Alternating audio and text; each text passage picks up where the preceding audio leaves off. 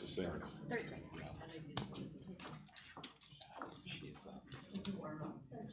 I don't know, I felt more professional, I think, take that out.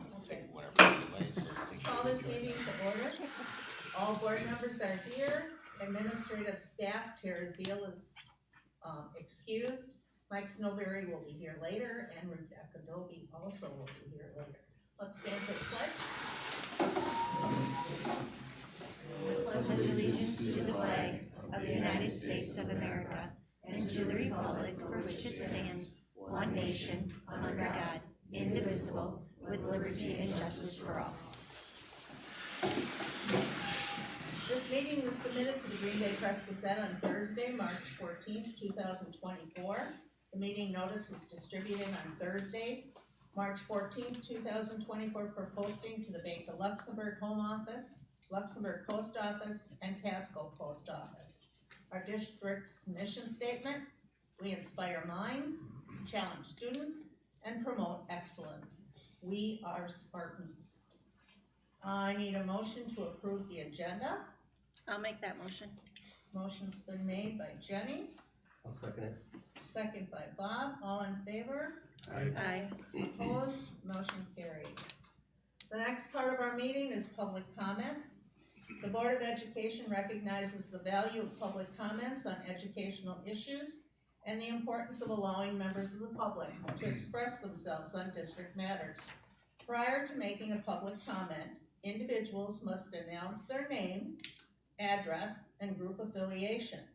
Each speaker's comments are limited to 3 minutes. All statements are to be directed to the presiding officer. No person may address or question board members individually. Speakers should not expect an immediate response or reaction to their comments. I would like to address the public.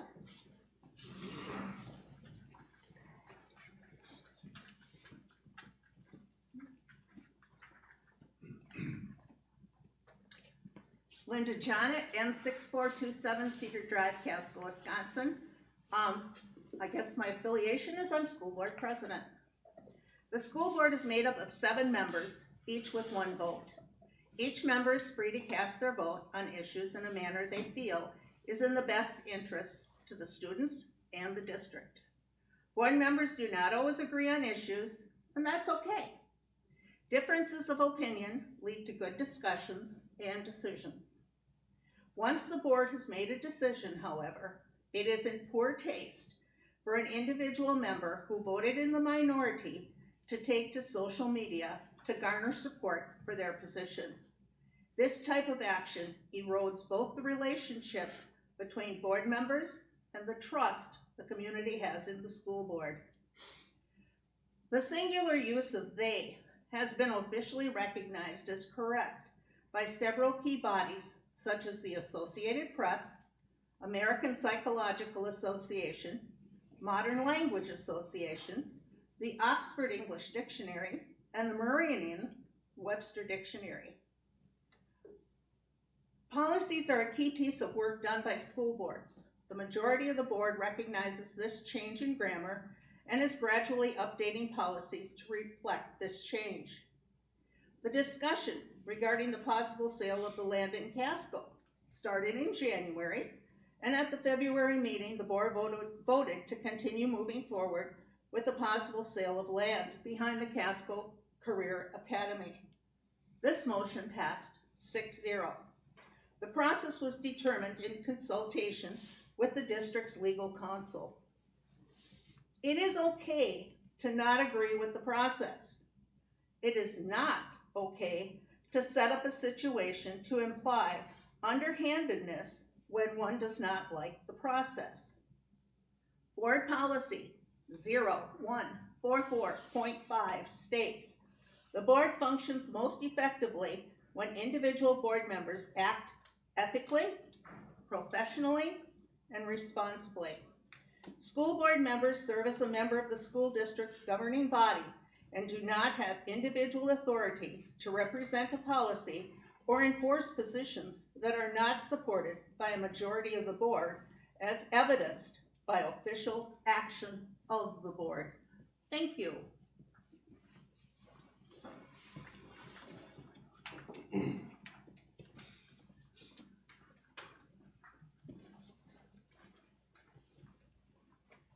Anyone else? Hi. Hi. For those of you who don't know me, I'm Erica Janish. I live at 1703 Charles Drive here in Luxembourg, and I'm the chairperson for the Yes Committee for the referendum. So I wanted to start by thanking all of you for unanimously voting yes for us to move forward with the referendum for our school district, as it is so desperately needed. Our board philosophy includes maintaining two-way communication with the citizens of the district, and I think this is an essential time to engage in this two-way communication. I'm here to ask each of you today to provide us with either a video or written statement as to why you voted yes for the referendum. You guys are well-respected individuals in our community, and that's why you're sitting up here to represent our school decision-making policies. Our community members don't have to know all of the ins and outs because we've been able to vote and trust the people who are here sitting at the board to do those decisions for us. And I think this is where our two-way communication comes, for you to now educate our community that doesn't have to know all those details up until voting happens on April 2nd. So I'm asking each of you, I will send you each an email. Our email is yesforlc@gmail.com. And I'm asking each of you to provide me a statement or a video that we can share out to continue educating our community. Every single staff member of our school is essential. We cannot afford 16 people to be cut. Our kids deserve it, our community deserves it, the long term of our community deserves it. We are producing young adults that will be working in our community. We are shaping the little people, and it really matters. So thank you all for what you do. And I would really appreciate if we can show our community why you all unanimously voted yes. You represent us, you represent our kids, and thank you all for what you do. Thank you.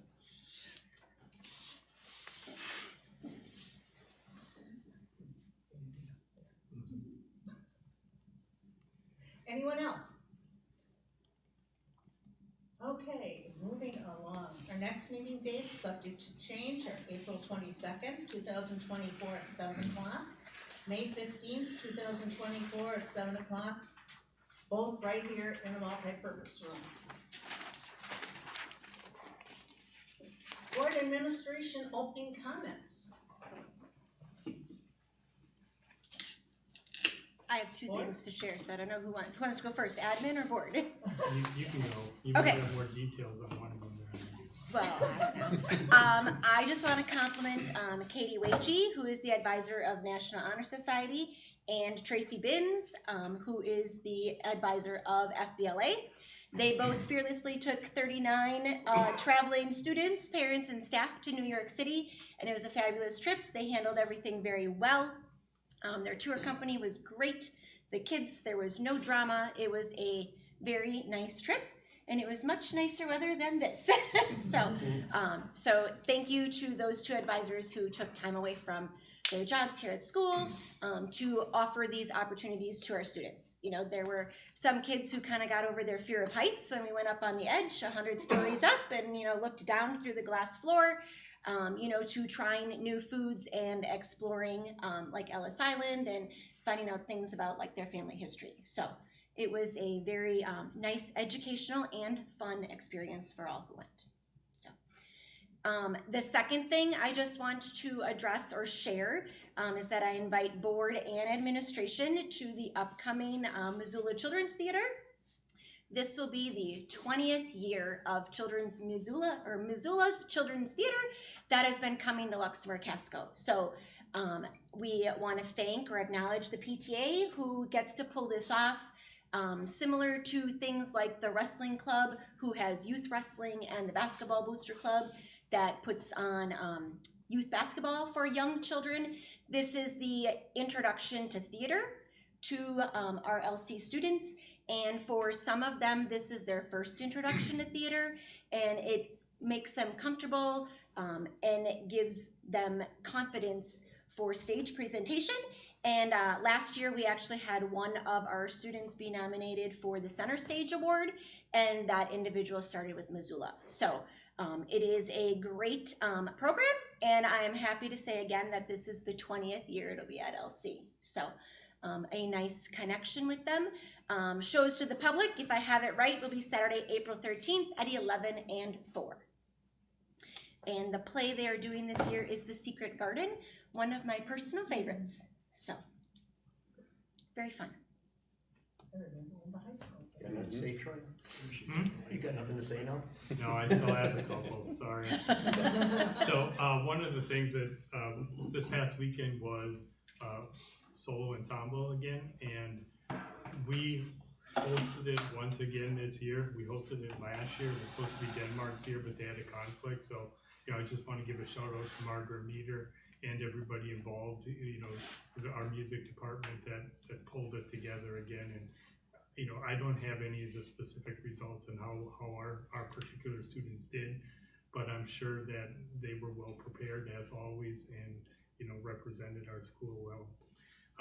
The other thing that I have, one of the other things I have is March is also Fine Arts Month, and as part of Fine Arts Month, we have some of the high school students that participated in the 3rd annual Youth Art Month sponsored by Art Beat Mokiwani. And for this event, they had some of their works displayed in galleries throughout Algoma. So we had 22 high school students that had some of their works displayed over the last month. And then continuation of that coming up in April, April 11th through the 18th is the Fine Art Showcase, the Luxemburg-Casco Fine Art Showcase that is hosted in the gathering space outside the auditorium. That's in April 11th through the 18th, and that's K through 12. And then the last thing I have is this past Friday, the high school hosted speakers from various trade units, as well as the NWTC apprenticeship coordinator, and they spoke to all our trades, or attended all our trades classes and spoke to our students. Also speaking at that was Jolene Helgeson, our youth apprenticeship coach at Luxemburg-Casco, to share ways that she can help our students that are in YA, and we have a lot of students in YA, but help them and transition those that are interested from YA to the registered apprenticeship after they graduate. Just a couple of events that took place over the last couple of weeks. Anyone else? A couple of things from the middle school. Last year, we received a donation from the Trouts in the Classroom program, and I told you I would occasionally update you on that. I'll let Mr. Delabrue's words speak for him, but the next district newsletter, which should be coming out soon, there's a submission in there with some pictures and things. So I asked him to do 2, one now and then one whenever they get to the point of release. So there's some information there. I didn't know you were going to report on art, but there were a few art-related things for the middle school.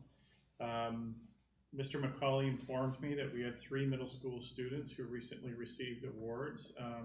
Elise Engel-King with an honorable mention, Isaiah Christensen with a Neville Award, which means that his work will be on display at the state level, and Island Prohl with the Governor's Award, which means her work will be among those near the Governor's office. That's also going to be in the district newsletter, but I wanted to give you a heads up about that. Otherwise, we're gearing up for the Ford exam the weeks of April 8th and 15th. And if you hear a rumor that there are some middle school staff that might be willing to take a pie in the face from a middle school student, that's true. We'll see how that goes. The last I looked, I was in 2nd or 3rd place for that, so thought I'd be higher. That's supposed to happen next Thursday. When I was at the middle school, Mike got that. It was fun. Well, I'll go. So last time the board met, I think, was on the 21st, right? Last month. anyways, the very next night, it wasn't just our building, it was the intermediate school, the high school, it was for the whole district, it was a family fun night. And wow, it was amazing. The kids, the high school kids who were helping out, the staff who were all helping out, did a fantastic job. The high school kids did a great job working with the younger students and so forth, and they were just ecstatic, and we got nothing but high praise and compliments from parents. So it was a really well-attended night. What did we figure about came through? Maybe both. There was at least 300, or right around 300 kids, because we had, I think, 275 little like notepads pre-created and put in bags, and virtually everything was gone by the time. So it was well attended, and it was really a great night. I think it's going to be hard not to have that going forward too. I mean, I think they really started something, and there were a lot of people who were, you know, saying things like, "Wow, I didn't know all this. They were doing all this stuff here." So it was a good way to show off the tech ed department and a lot of other areas too. So that was really cool to see. And right now at the primary school, we are conducting a community drive for the Caring Closet in Casco. So we're collecting a lot of personal items, toothbrushes, toothpaste, personal hygiene products, blankets, then even like plates and forks and stuff like that. So not food though, it's not a food drive, but yeah, kids are bringing stuff in and it runs through, I think, the first week of April. But it's going well. We're hoping to get some more, so we put out some more advertisement on our messaging system, and hopefully we get a lot for them to be able to use, because there are people out there who really are taking advantage of it and need it. So those are some of the big things that happened and are happening right now at the primary. So. Keeping on the trend of art, we also had 5 students that were in the Neville art show, which was fantastic. As Troy mentioned, the art show here at the high school is coming up. I think you said the 11th through the 17th, I think is what it is. You might have said 18th, but maybe it's right around that time frame. So we definitely encourage everyone to come out and see the great pieces of art that will be on display. At the end of February, we had the polar plunge. We had a team boss that represented our building, and we raised over $2,500 in honor of Special Olympics, which was fantastic. In our building currently, we're also gearing up for forward testing. I think I've mentioned to you all before that this year we're doing a letter from someone that cares. So parents are encouraged, or parents, family, friends are encouraged to write a student in the intermediate school building a letter, just really encouraging them to do well in the assessment. I will say it's been fun reading some of them, because a lot of parents are just kind of sending them in open-ended, and so I get to see just a little bit. I recently opened one that said that the student that it was addressed to was their favorite child, and they said to not tell the other child. And I got a good chuckle out of that, because I'm wondering how many parents said that in the letter. But I think it'll be a huge hit day one of forward testing, when the kids get a chance to open it up and see that they have a really impactful letter to encourage them to do well in the assessment. Otherwise, if you have a student in my building, you know recently we've been working on some ALICE related drills. We recently did a lockdown drill and an evacuation drill. It brought up a lot of really great questions among students and staff, and I think it's something we're going to try to make it a more regular process, just making sure that we are ready for any type of situation that may arise. So.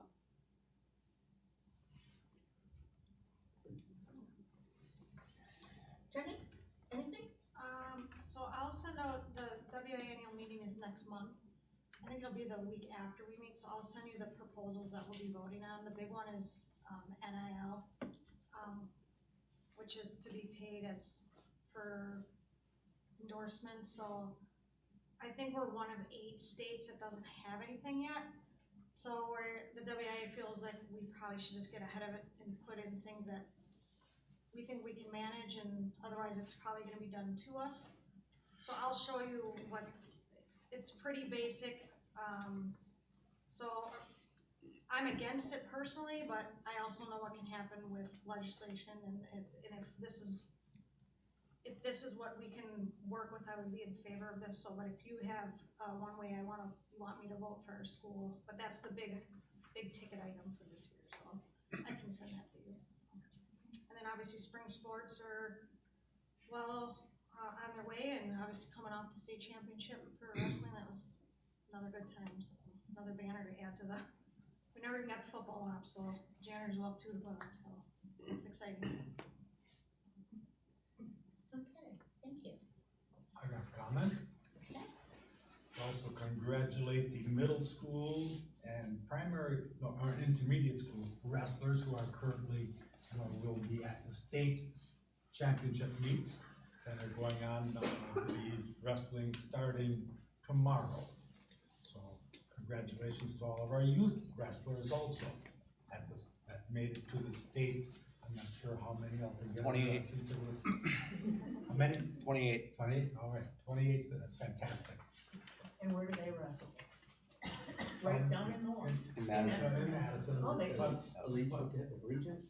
At the, is it still at At the the Lions? No, Oh, Lions. Lions. I don't know, I didn't think that's where the intermediate students were wrestling. Oh, okay. So we'll go on to our champions in Keep her future going. years. Okay, our next item is the consent agenda. Items under the consent agenda are considered routine and will be enacted under one motion. There will be no separate discussion of these items prior to the time the board votes unless a board member requests an item to be removed from the consent agenda for separate action. Do I have any? Okay, then I need a motion to approve the consent agenda. I'll make that motion. Motion's been made, I'll second. motion's been made and seconded, all in favor? Aye. Opposed? Motion The motion was by Alex. Yep.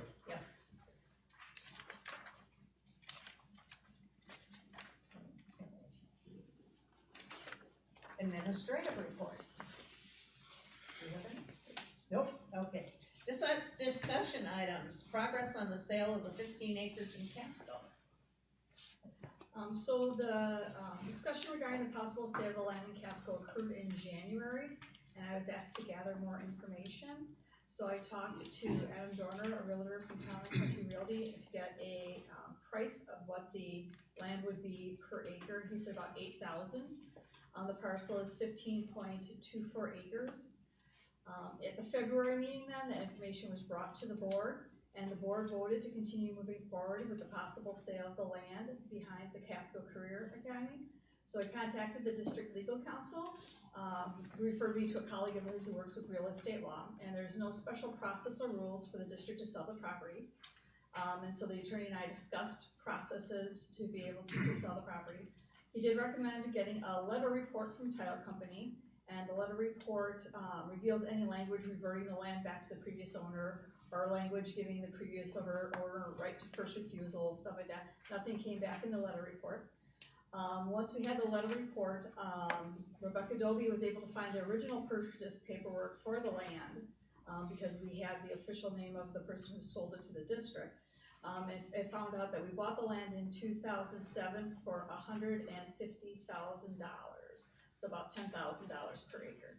So the value that we got from the realtor at $8,000 now is considerably less than what we paid for it in 2007. So using the district's existing request for bid process, we sent out an informational email out to board members regarding the process that February 15th. We notified those who had previously expressed interest in the land, and we also posted that the land was for sale on our Facebook page and our website. Sealed bids are due to the district office by 3 o'clock on Friday, April 5th. The district does have the right to refuse any and all bids and to accept any bid that's advantageous to the district. At the April 22nd board meeting, the board will review the offers in closed session, because that is one of the allowable reasons to go into closed session, so we'll do that because they're competitive bids.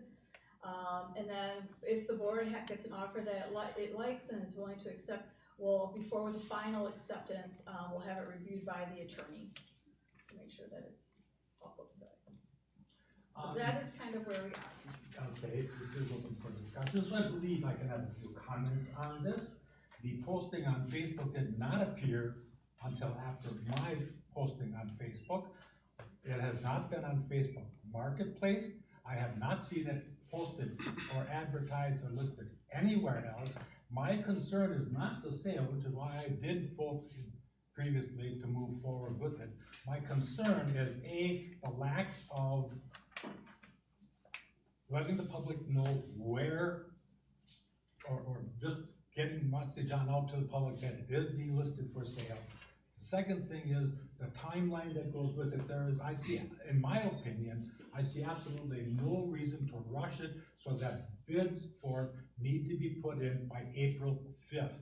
I don't know if you've heard from any others, but I've heard comments that people in the community that are aware of this timeline seem to think that there is something being done in the dark to steer this sale to go towards certain people, as opposed to giving the general public having ability to look at it, study it, decide if they want to put a bid in on this. I don't know if you received information from anyone else. I do know I was contacted by someone that told me that they were sending emails off. I don't know if you did or not. On the Facebook page, it did say to contact either you or Rebecca. I understand that they were going to also contact the village. I don't know if they did or did not, but at least that was someone else. Did you receive anything from any other? No? Like people saying that we needed to add more time? No, someone interested in information in terms of possibly putting in or submitting a bid? I received a bid today. Okay. But did you receive any other information from anyone looking for information? I had one email that somebody wanted some additional information more about an environmental report on the land, which the district did when it was originally purchased and there was nothing in the environmental report. And then they wanted to know about zoning, and I told them that they would need to talk to the village. And I had somebody contact me about if there was, water and sewer.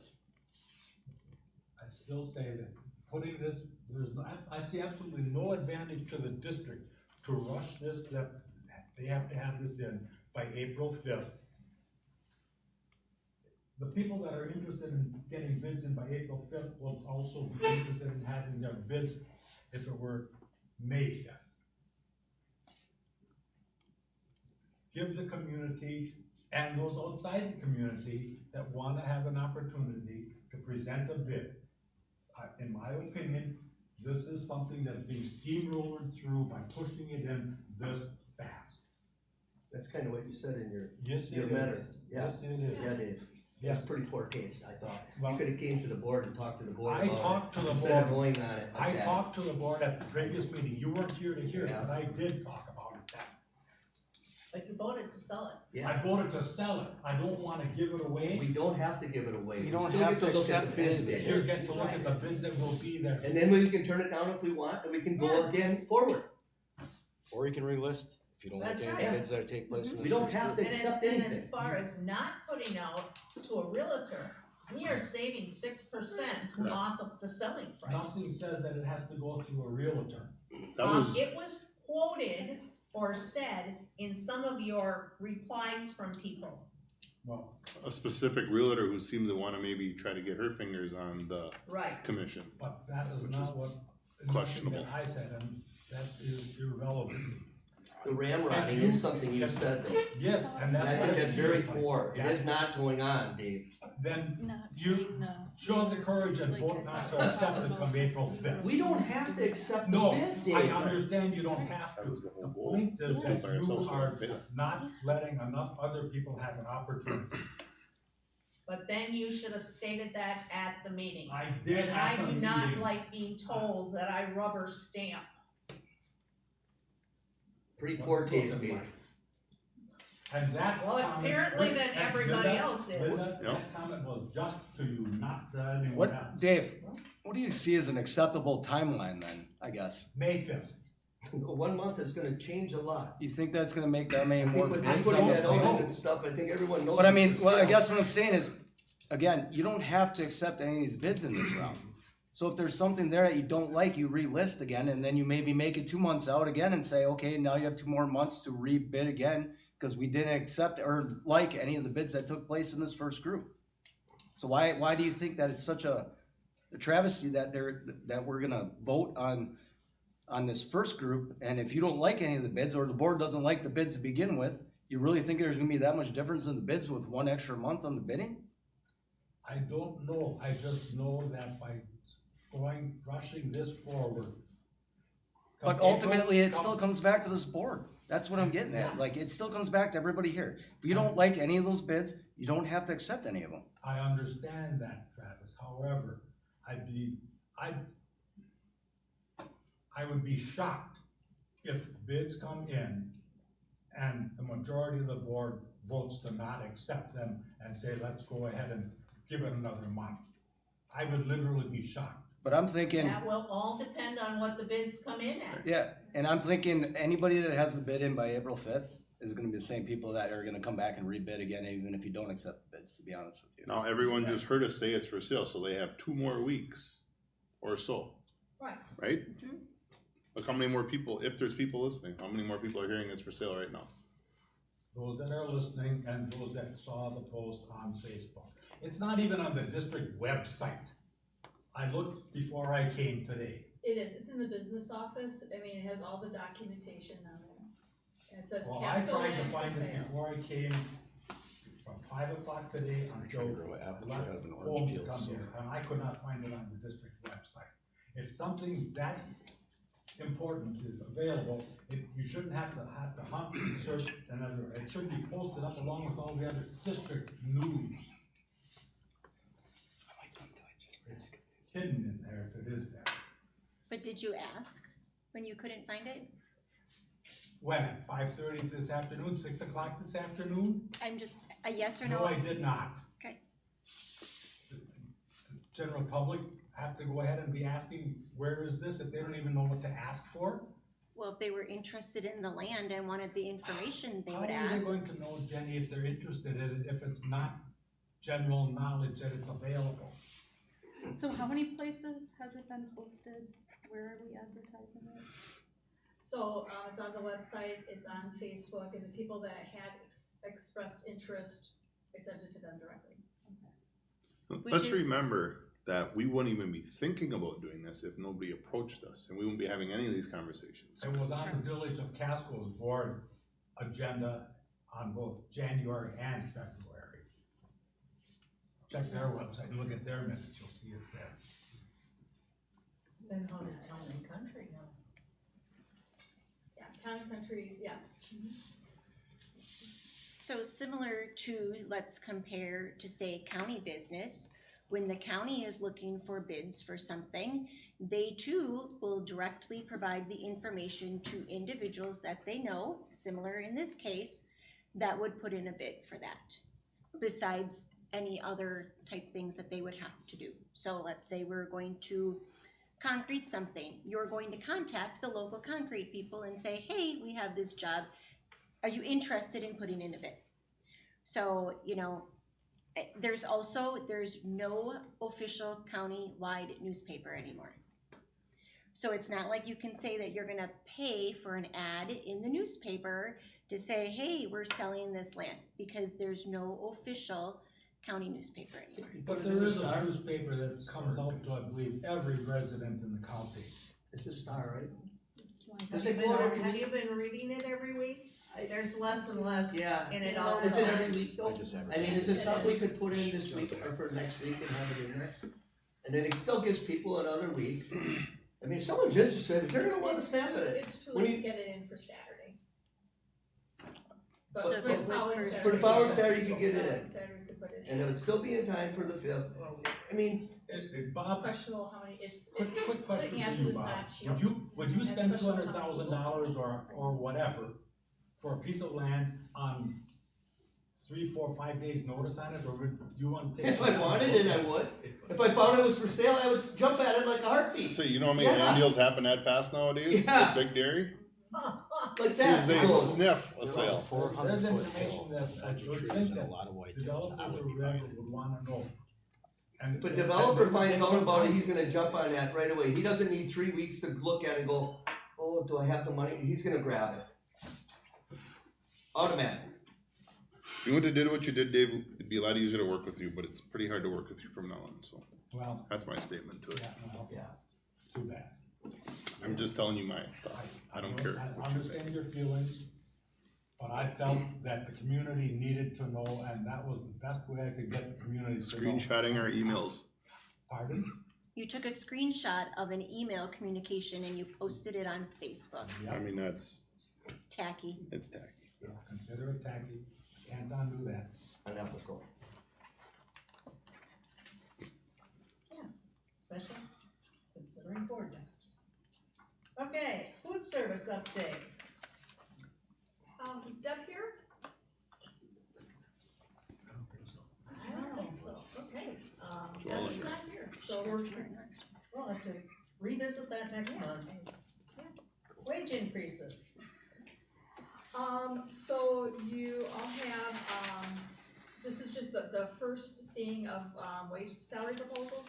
Obviously, you're gonna wanna wait to see what happens with the operational referendum, but these are the dollar amounts.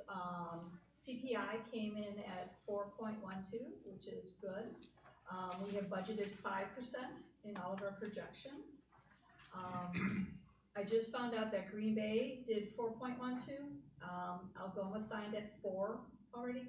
Kiwanee is leaning towards 4.12. And just as a reminder, it's not that each employee gets 4% on their salary, it's 4% of the base.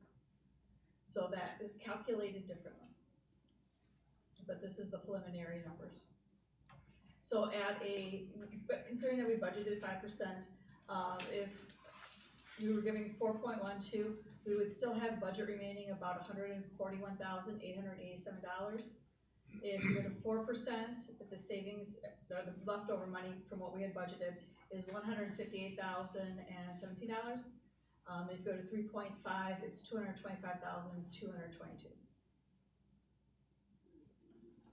Did I see correctly, did the Green Bay Area School District, besides announcing that this is going to be their wage increase for the upcoming school year, did they also announce that they were giving this now for 23-24, or was that a misprint? Like, in addition, it seemed like there was some sort of an article that crossed my desk that said something to help attract or be appealing to teachers to get them either to stay or to come and so on, was that they were going to add this already to this school year that we are almost finishing. In addition to, so I'd have to look for it again. I just didn't know. When you said that Green Bay already said, that's what I thought it was. But then I was like, no, they said, unless it was a typo, of 23-24. And I'm like, but we are in the 23-24 school year. So I thought that was. Or was it that they announced that they were doing it to keep? I remember something on it. Yeah, I just felt like, I was like one of those things, I was like, oh, and then I was like, wait, what? And then I had to go back. I'll have to look more into it. Yeah, I don't remember that, but I do, and again, I was scanning the article, but I remember something like 50,000, 50 plus is starting wage Yes. for brand new teachers. Yes, I And want to we say it are was the same nowhere article. close to that. Yeah, I want to say that was the same article, that it was saying like, hey, a new teacher starting salary would have been this, but because of this, now it's that, again, more attracting for a new teacher. And it's gonna be harder for us to attract. To compete. It'll be harder for us to compete with that, correct? I agree. Question I have on this, wages budgeted 5%, and then the percentages that are listed, does the 5% or do the figures here include all the associated costs, including the increase in Social Security, Medicare, projected healthcare costs, or are these numbers just salary and wages? This is just wages. So the additional costs that are associated with also, would that exceed, when that's figured in, exceed the 5% or not? No, because this is just wages. All those others are considered fringe benefits. And those are calculated on separate lines. But so wages budgeted $695,667, you're looking at that as Wages. strictly wages. Mhm. And all these numbers here will then be increased depending upon health insurances, plus the Medicare, Social Security, premiums that will be on top of these also. Correct. Yeah. I'm glad you brought Just up looking health at, insurance. It's not like That's this a good one. one. Yes, it is. Oh, This that- is just the that's good expanded news. version. Yes, Yes, clarification. yes. Good on it. Okay, update on health insurance. Okay, so we actually start working on health insurance in November, and then we track, our usage, and we work with M3 as an insurance broker, to help bid out our insurance. Our dental insurance is going up 2%. Previously, we had a multi-year rate hold, but that expired last year, so we were expecting an increase. The monthly, single premium, went up for, single is gonna be about $1 increase per month. The monthly premium for family is up $2.44 increase per month. Now, out of that, the district pays 90%, employees pay 10%. So for the employees, single employee, that means an extra 10 cents per month for dental, and an extra 25 cents per month for the increase for employees for dental. Our health insurance, last year we had a 15% increase, and that was attributed to our high usage rate. Our usage was over 100%, and that was the second year in a row that we were over 100%. So we had to make some plan changes in order to get it down to 15%, because it was originally at 19. Then we were in a consortium, and Denmark pulled out of the consortium. So we had gotten it lower when Denmark pulled out, lower pool of employees, the percentages went back up. This year, our initial offer was 14%, but in our pool was a very, very high cost individual. That high cost individual has since left. And so the WCA, our insurance company, took that person out, and so minus the high cost, we were down to 12%. And then, working with M3, we were able to negotiate down to 8%. And that's with our current carrier, WCA, with no plan changes this year. We went to bid with Anthem and WPS. Last year, nobody was bidding new schools because WEA was the big provider in the state. And they got out of the healthcare business last year, and so it was, an open feeding pool. And so, but this year, people are opening back up to bidding schools, so we went to Anthem and WPS. And I just heard today, they are not going to make an offer because they can't beat the 8% that WCA gave us. We kind of hoped that maybe they could, and then we could leverage, and that's not happening. So the district budgeted 10% for insurance, for our projections, and we're gonna have 8%. The monthly premium for, an employee, and again, the district pays 90%, of the monthly premium, and employees pay 10%. The employee, is gonna be $6.17, more per month, and for single, and for family, the employee piece is $13.76, $13.76 per month increase. The overall change at 8% is $327,208. Now, we are exploring an HSA. Currently, we have an HRA, and an HRA, so for family, we have a $4,000 deductible. The family pays the first $2,000, and then the district, through a reimbursement, will pay the next $4,000, or the next $2,000 to get a total of $4,000. We budget about and spend about between 33 and 35% of our liability on that, because not all our employees meet their full deductible every year. We are looking at offering employees an option with an HSA type account, so, there's a high deductible account with, a health savings account attached. The premiums are usually less, so that would be less for the district considering we pay 90% of the premium. The benefit to the employees is they have more control over their costs, and they can save money for retirement health care costs through the health savings account. We're still waiting on those plan designs and costs because those have not come in yet. So there is a possibility of being able to offer employees, do you want traditional insurance, do you want an HSA? It's gonna depend on what those costings come back at. Our employee assistance program, we were reviewing our usage and it's very low. We were also talking to M3 about, different ways to do the employee assistance program. And so in investigating this, we use the standard insurance company for life, long-term disability, and voluntary benefits. With that, we also get an employee assistance program. So really what's happening is that we'll be getting six sessions if an employee uses this service versus 5 when we're using the Employee Resource Center. We're also going to be covering all employees, whether they take our insurance or not, and we will save $7,000 a year by making this switch. So that one's kind of a no-brainer. But that is where we are right now.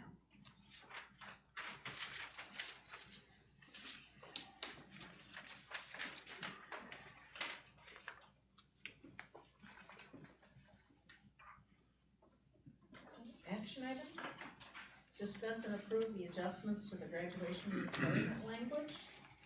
Troy? Okay, this is the same request that we discussed at the last meeting. I guess just summarizing it real quickly, graduation requirements for the state, if you look up state law, the state law says that graduation requirements for the state are 3 credits of math, 3 credits of science, 3 credits of social studies, 4 credits of ELA, and then the other classes, Phy Ed, Health. And in the law it says while in high school years, during the high school years. So our change in language is just making it clear, because we had so many students coming through in 8th grade with high school credits already, but they have not taken those in high school years. Now, I'm going to be honest, the board has the opportunity or the ability to change that if they want, but that's not anywhere in our policies or anything. So this is just to be consistent with the state and clarify, that we're still asking students to take 3, 3, 3, 4 while in high school. And again, some of the reasons why we want to keep it that way were in there, things about, keeping rigor, into the curriculum. Kids start on the accelerated pathway. We want to keep them on an accelerated pathway. We don't necessarily think it's advantageous to anybody to, in most cases, to stop taking math classes after their sophomore year, So that's the reason for the change there. And then the other change in the back was to include all PE classes in the student grade point average. And like I said before, that's really an equity, issue. The students that accelerate in that aren't getting that class added into their grade point average. People could say, well, not everybody's good at Phy Ed. Well, not everybody's good at algebra, so.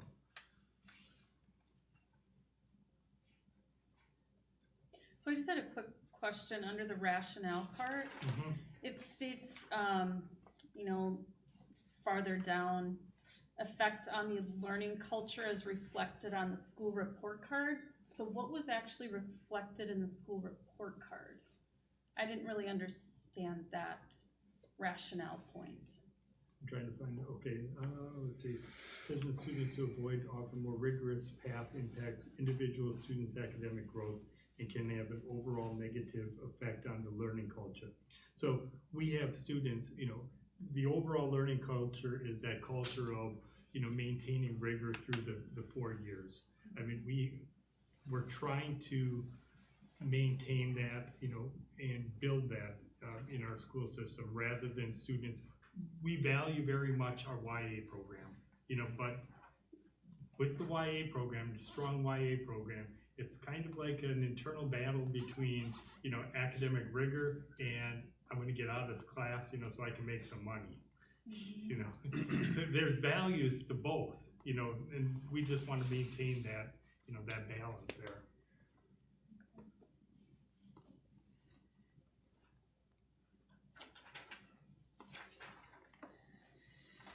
And there would be no sort of grandfathered option for kids? No, because it really has not been an issue because our counselors have, throughout the past couple of years, as more and more students have been coming in, this has always been communicated to them, not necessarily to what the students wanted to hear, but that's what always was communicated to them. But we figured instead of having to go to every single student that brings it up and say, no, that's not what it means, it's better just to put it into the handbook, and have that language in there right away. So what happens if there's a student now who needs to take a math class, but it doesn't fit with their schedule? Are they technically not gonna graduate next year? No, that doesn't happen. First of all, students are academically planning, with their counselors for 4 years. So obviously we're gonna work with the students and we're going to try and make sure that they lay things out, not just their senior year, but their, sophomore year, junior year, so they have that path to graduation. If we have situations where students, for different reasons, and we know that there's some programs that will soak up a lot of the kids' schedule, but if students are having a hard time getting a specific class, we find there's other options to find classes, whether it's, through Start College Now or, through the early college credit. Those are opportunities that the students always have.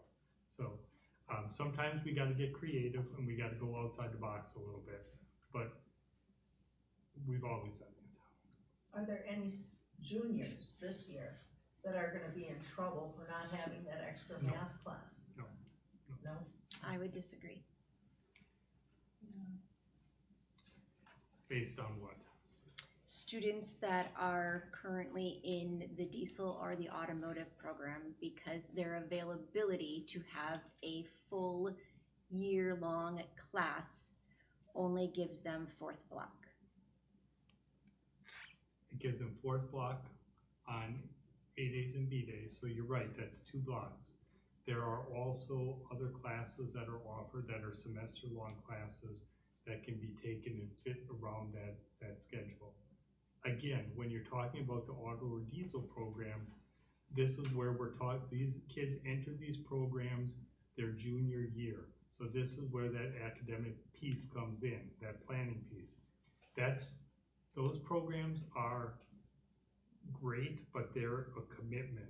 It's a choice. When students join those programs, they are limiting the number of full year courses that they can take by their choice for 2 years, because for 6 of the 8 blocks, they're not gonna be available to them to take those year-long classes. So you're right, that's where we need to get creative.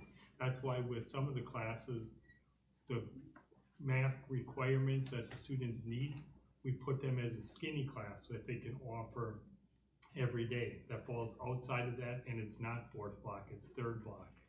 We put some of like our intermediate algebra opposite, the block, the semester-long classes. And again, that's where if a student needs a specific class, that's where we have to look at other options that might be outside of the school. But nobody has ever come to us where we said there's just no options available. So the skinny is a good solution, right? I mean, but the skinny currently is only offered during third block. So a part, like the first skinny actually is taken up as part of diesel and as part of automotive. So they only have half of a skinny left, or a skinny left. A skinny left after. So has there ever been any consideration not to move the skinny from third block to fourth block?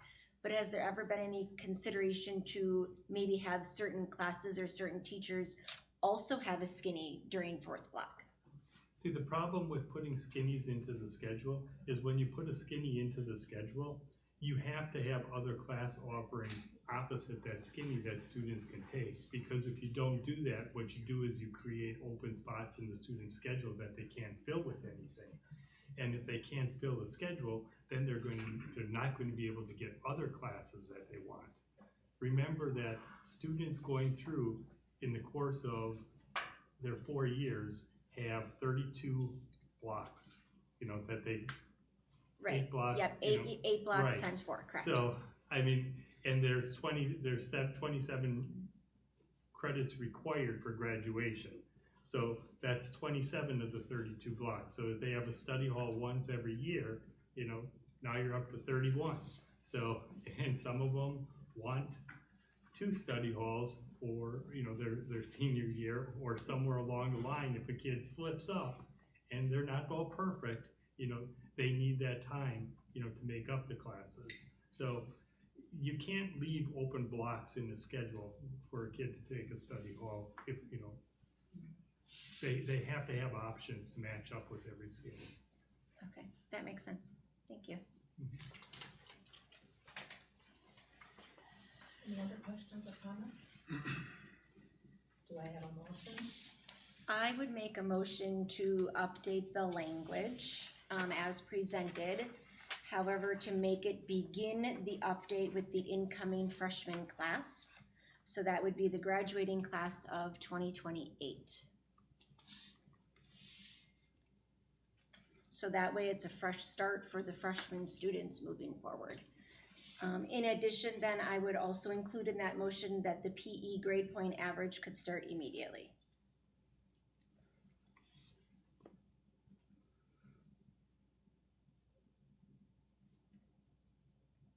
I'll second. Okay, a motion has been made and seconded to start the graduation requirement change with the freshman class graduating in 27-28. Is that correct, Jenny? Yep, What you just said? yep, the school year of 27-28, so yep, correct. And then to do the PE class starting immediately, to add that to the grade point average. Is that correct? Yes. Okay, so I have a motion and a second. All in favor? Aye. Opposed? Motion carried.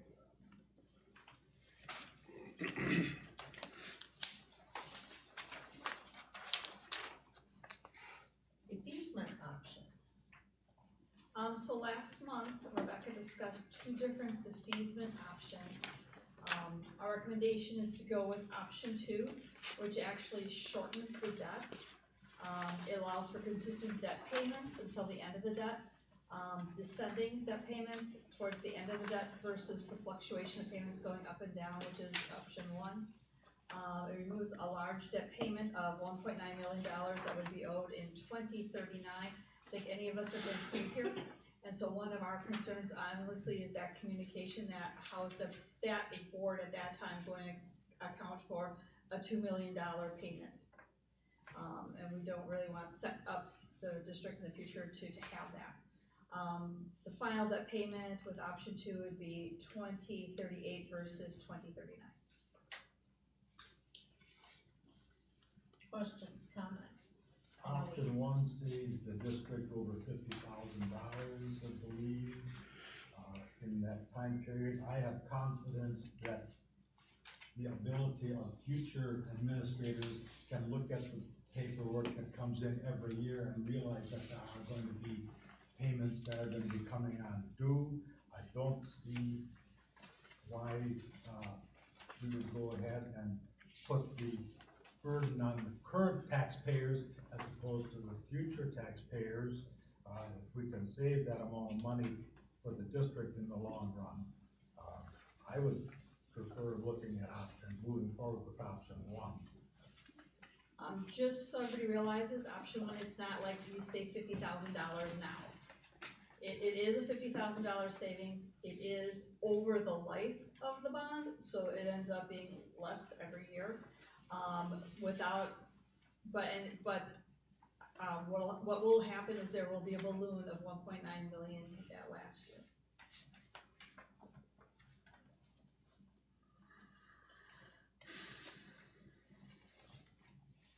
I'm making a motion that we move forward with option one.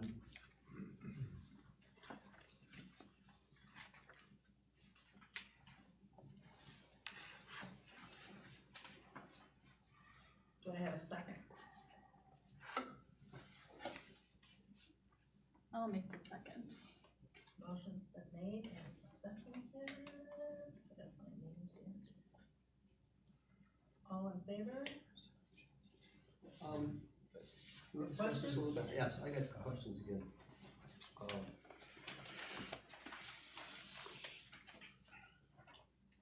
So explain that again. So we're gonna have $50,000 we're gonna save right away, or not right away, it's over a period of thing, but we're gonna have a 1.9 million balloon at the end, In the year 2039, in the year 2039. right? Yes. Okay. Otherwise, we're gonna have a payment of, if we do option two, we're gonna have a payment of $485.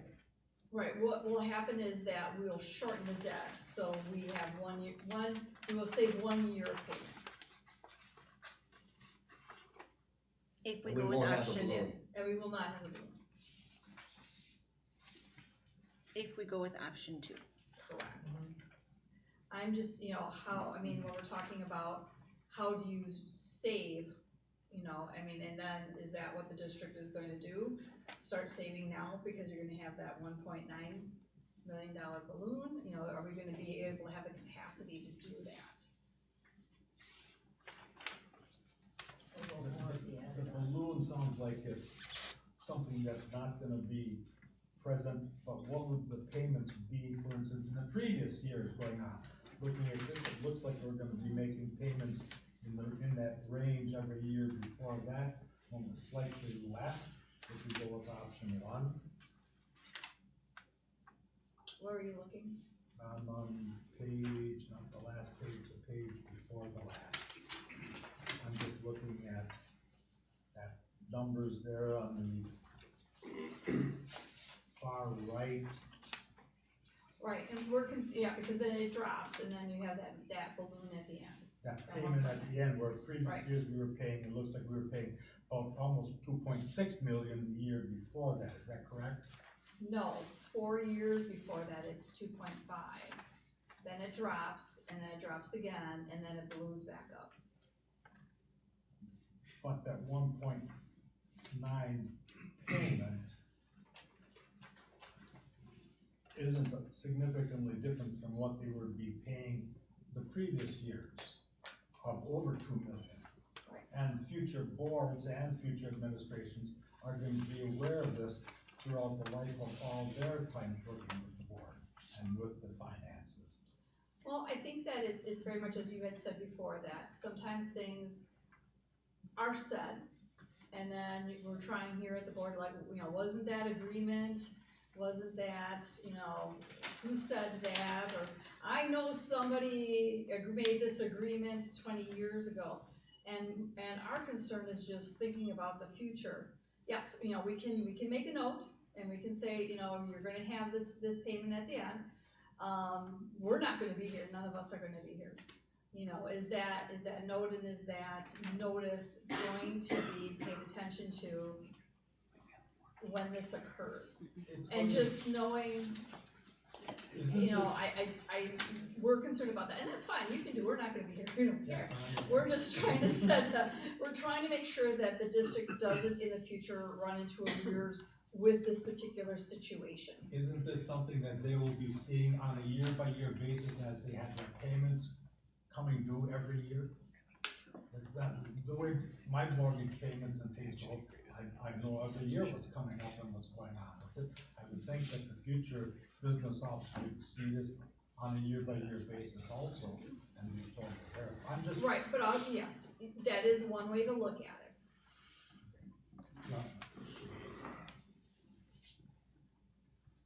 And current taxpayers would be paying off more now than future taxpayers then.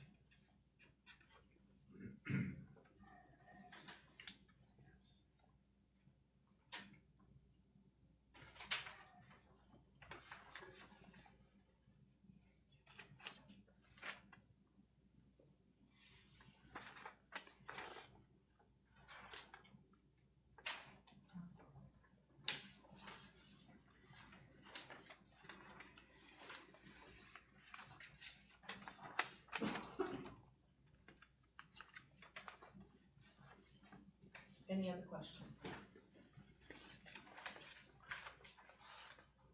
Okay, Oh, roll call. okay, roll call? Option one, Yes. No. I'm gonna say no. Yes. No. Yes. I'm gonna say no.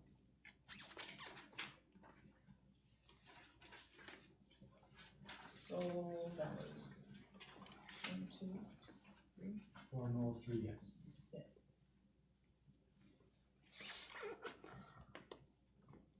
So option one does not pass. Do I need I don't need another vote then on option two, or do I? I do. Okay. Okay, so I need a motion to go to option two. I'll make that motion with option. Motion by Bob, second. I'll second. Second by Alex for option two. Roll call? No. Yes. Yes. No. Yes. No. Yes. That passed.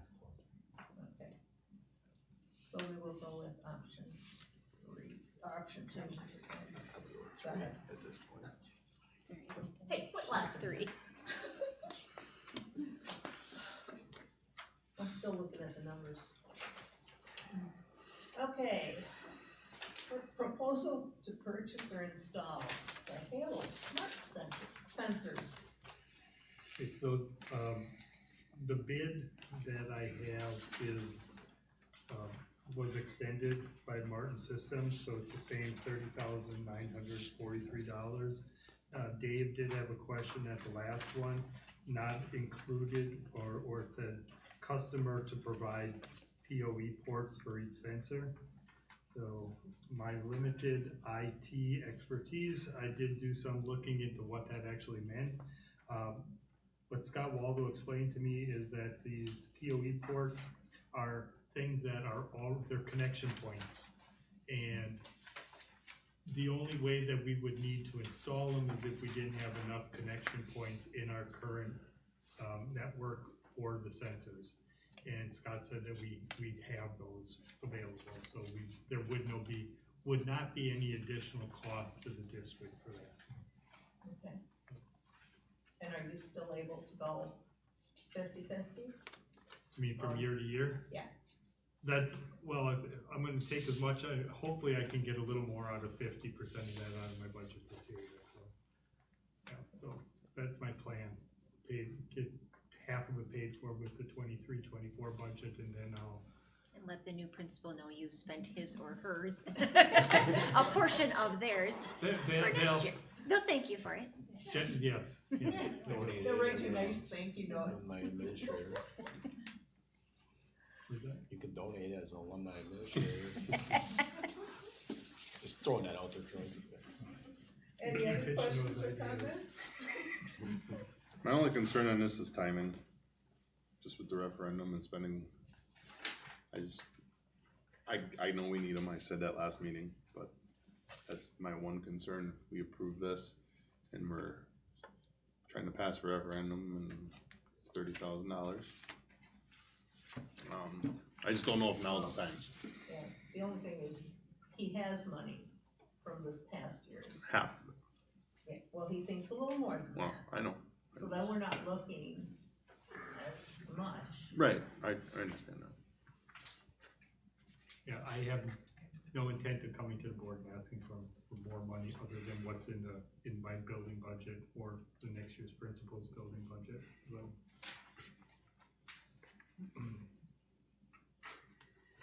I'd be leery on spending the money also, but after that note that we got about a new meeting, Oh, yeah, yeah, I I know, think that I know. we need it.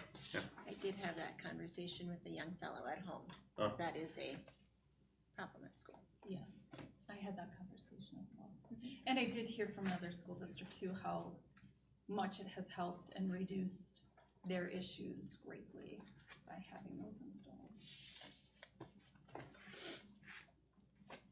Do I have a motion? I'll make a motion.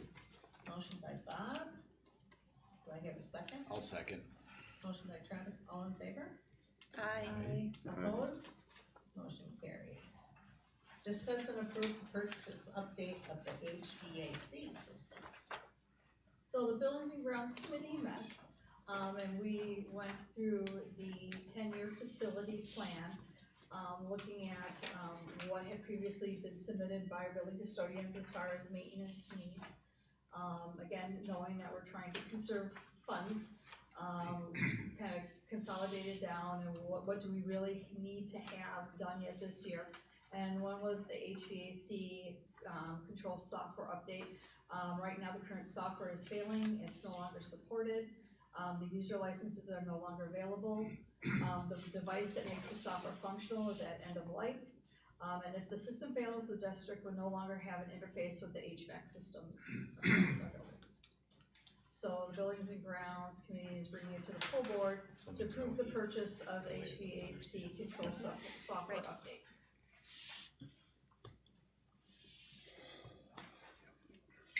Which we found didn't work at the, is that the January meeting? That We talked about, we've been patching, Yes. and the people that we've been working with have been fantastic in helping us find patches. But you Sooner or later, it's gonna But end now though. it's at the point that we really wanna make can sure. replace. It's nice to have heat and air conditioning. I'll make that motion. Motion by Alex. I'll second. Second by Mr. Spooty, all in favor? Aye. Opposed? Motion carried. Replacement of door number 11 at the primary school.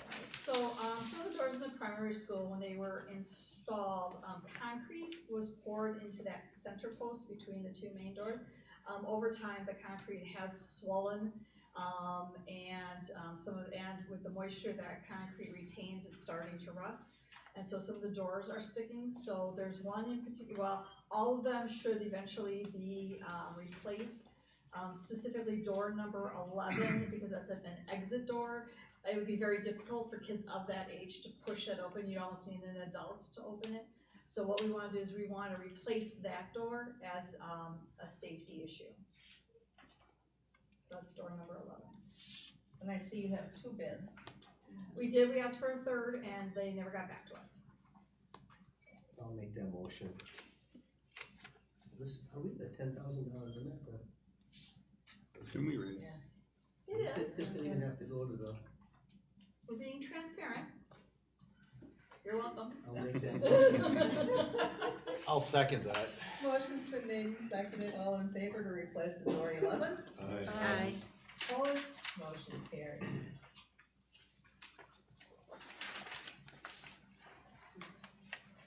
Change director of instructional technology position to student data analysis. So, Scott Oftendahl is retiring. He's also just, as decided up for election, as a county supervisor? City. City of Kiwanee. Oh, he threw his name into the city of Kiwanee. He is, so Wow. he created that. But this gives us an opportunity to look at our positions and change them up a little bit. We had Dan Bushi retired earlier this year, and Jamie Jackson, our bookkeeper, said she would be willing to take on his duties. It ended up being a lot, and so there's concern about, how is she gonna actually juggle the 2 jobs. And then as we're negotiating this, Jamie's leaving now too, and that's what we kind of feared, because these are 2 really critical positions, in the management of the district. So in talking to Scott Waldo and talking to Ray, we were talking about a student data analyst. So what it would do is take, Dan Bushy's position, and it would take the, Power School, Schoolology piece, that, Scott Oftendahl is doing, and putting that together into one position. So that would be the replacement IT position for Scott. So the student data analyst, when you're looking at in the wages, it's anywhere between $45,000 and $65,000 for a full-time year-round position. The savings, depending on who we would hire be between $17,000 and $37,000 per year. Just making this change in our positions. So it's just restructuring We are restructuring. the duties, or, you know, so it's not creating any new positions. Correct. I just wanna make sure everyone understood that. Yeah. I mean, we had this conversation earlier this week, but, okay. Yep, and just as a complete aside, because Jamie is leaving, give 2 weeks' notice, I did talk to Dan Bushi, he's coming back. He's going to he can come work whenever he wants, he's just filling up the time card. He's doing us a huge favor, and it is gonna be, as long as things get done when they need to get done, that's when he's going to do them, but, you know, there's no expectation that he's putting in so many hours, or that he's here He's so meeting much time. deadlines. It's what? He's meeting deadlines. He is made, that's all we want at this point, because, yeah, there's a lot going on, at this time of year, because we're gonna start wrapping things up, and so a lot of DPI, state and federal reporting going. And I'll make that motion. Motion's been made, I'll second. and a second, all in favor? Aye. Opposed? Motion carried. New courses for 24-25. Okay, there were 4 new courses listed on here. No, we're not in staff. All right, it's just 3 of the courses are NWTC transcribed courses, and what we are doing is to provide more students with more options without having to offer staff. Is we are offering new courses, and we're going to cycle the courses on an every other year basis, so the kids have exposure to more of the marketing business level courses than what we would otherwise be able to provide. So that's 3 of the courses. And the other course, the special topics in physics, that's a new course replacing an older course that we offered in the past. The reason we're doing that is it better fits the staff person's qualifications to teach a course. So it's an elective science course. The person teaching it is certified to teach physics. So, but it's kind of a, if you want to call it a fun physics, you know, for high school students, but all physics is fun. I don't think those words are used in the same sentence. No, I like Use it. those words in the same sentence. So that's the 4th course. They wouldn't be in my vocabulary. I'll make that motion. I'll second. Motion's been made and seconded, all in favor? Aye. Opposed? Motion carried. Donation of $5,000. So this is, a donation from Connell Cogs. They came and they actually were speaking to our, career technical education students about, what they do and the jobs that they had. So it was a little career exploration for our kids, and, they gave us a donation. Yeah, they have a lot of healthy guys there. I think the owner is a Yeah, graduate. He has Yep, a lot of he was on YA board students. Yeah, he is a board member. Yeah, there you go. I'll make that motion. I'll second. Motion's been made and seconded, all in favor? Aye. Opposed? Motion carried. Professional therapy services. So this is a, agreement, so our, therapy services, this is just a renewal for contract for next year from Cure Personnel Services. This is for, physical therapy that we have to have, for our special ed students. I'll make that motion. On this one compared to the current expiring contract. I believe it's the same, but, Tara was, instrumental in this contract, and she's not here, so I can't answer any details. I thought she said she was going to be available either online or by phone, but apparently not. Well, we can call her. She said you could text me or call her. Okay.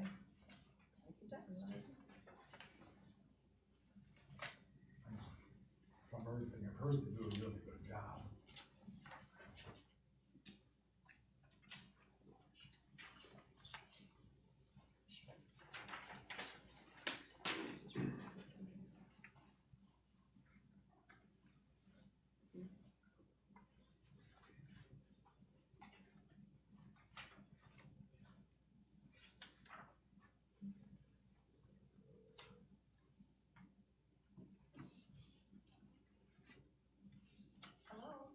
Hey Tara, I got you on speaker, this is Joelle, and Dave has a question about the contract.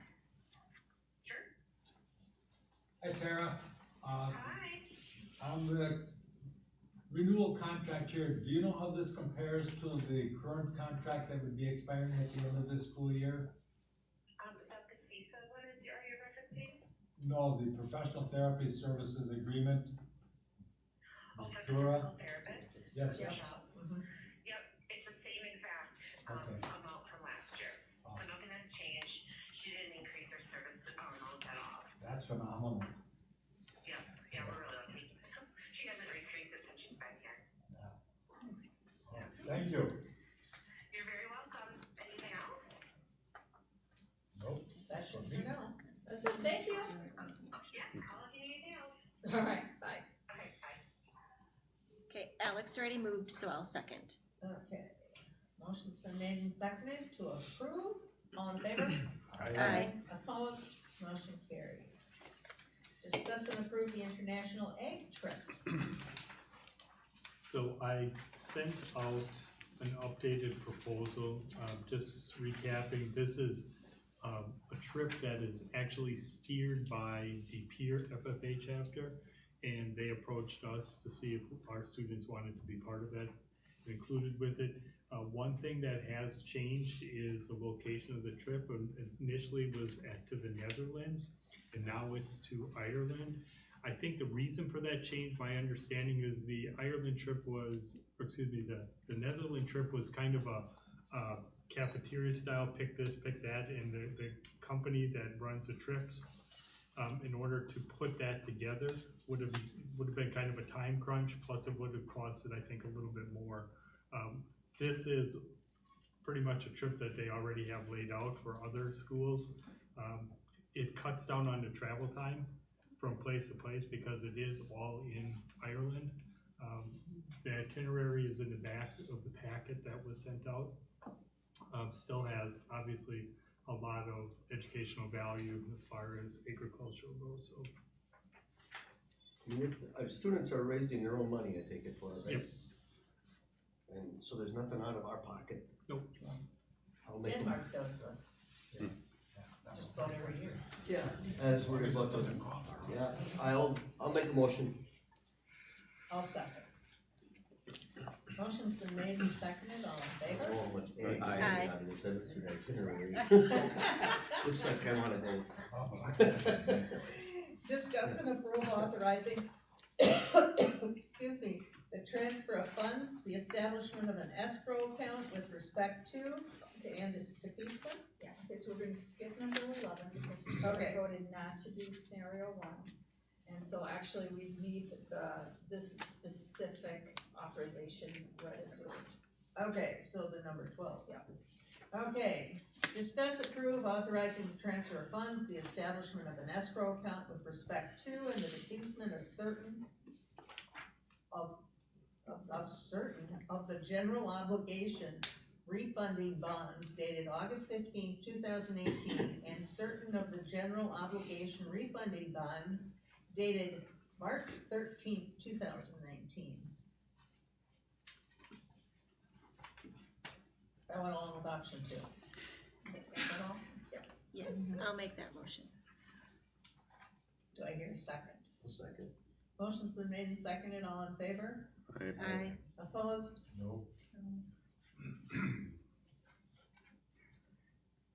Was I the only no, or did? No, No, I was a Randy. no. So 5 yes, 2 no. Okay, board policy, first reading. I'd like to make a motion to lump 13 through 16 for the first reading together. The only thing I wanted to ask is why they recommended not adopting changes, except for the last sentence in the first paragraph on policy 6151, the return checks. She just had a note up there.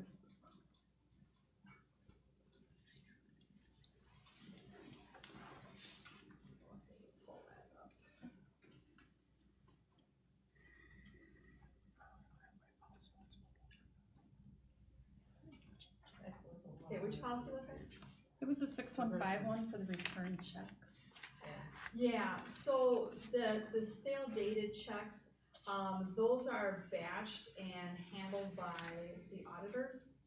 And so Rebecca said that we really don't need to have that policy, the part that at the end, because we already handle it according to the WFAR and Gatsby accounting procedures, and then the auditors batch and handle those.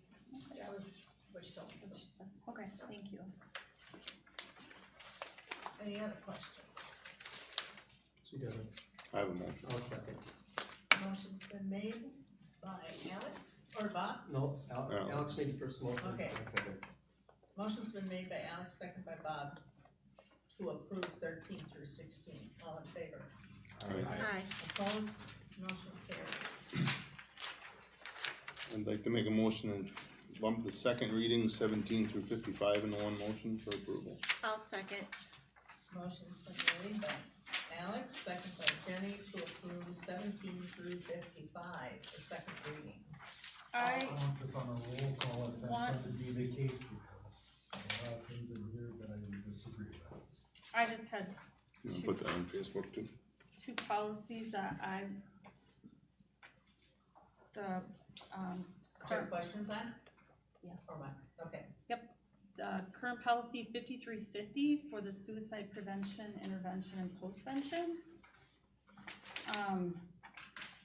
I guess I just felt that taking out all of these methods to help the students, I felt like we should be willing to do whatever we can to help kids in situations, so I felt those should stay in the policy. And we do a lot of those things. In fact, I would say that we do the majority of those things. But once we put them in our policy, it obligates us to do that. So we do follow DPI rules and regulations about suicide awareness. And there's certain things that actually we get from DPI and we pass on to staff, and there's certain training that staff has. But then that policy makes it exceptionally prescriptive, and that we have to do this, and we have to do this, and we have to do this, and we have to do this. And so it takes away that flexibility, because if something does happen and we don't do A and B and C and D and E, we can get in trouble for not following our own policy. So when we're talking about policies, we wanna make sure that we're following the laws, we're following DPI rules and regulations, but we also don't want them to be so prescriptive that if for some reason something didn't happen that year, or, we don't offer this particular support, but we offer something else different. But our policy says we offer this, we don't wanna be locked into that. So we do a lot of those things that I mentioned.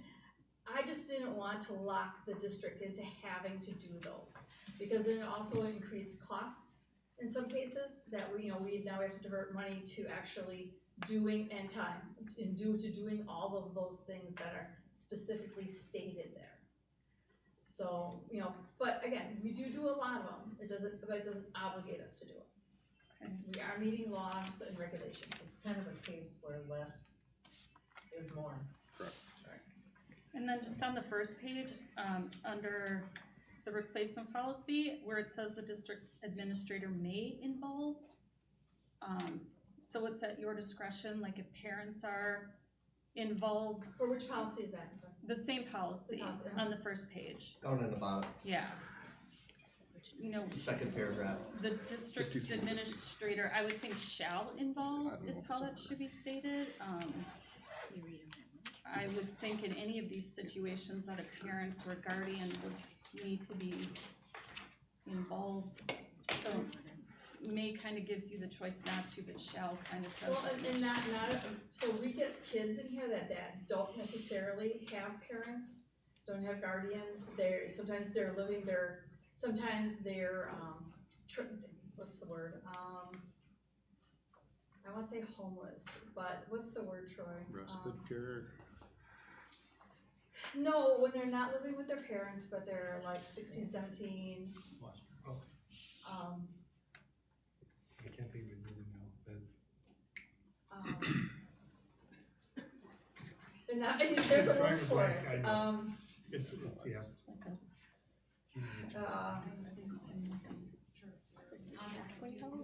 they're what?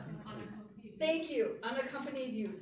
Oh, Thank you, Erica. That wasn't what I was thinking. Very by the nice, way, but- very nice. Yes, unaccompanied youth, so we actually don't have a parent or guardian. So if we say shall, then, then we're tracking down parents and guardians. But when we have a situation like this, or, kids are living with grandma and grandpa, but grandma and grandpa don't necessarily have legal custody, but that's where they're living. So that, again, that may offers flexibility. Okay. And then the last one I had was item 50 for the student anti-harassment.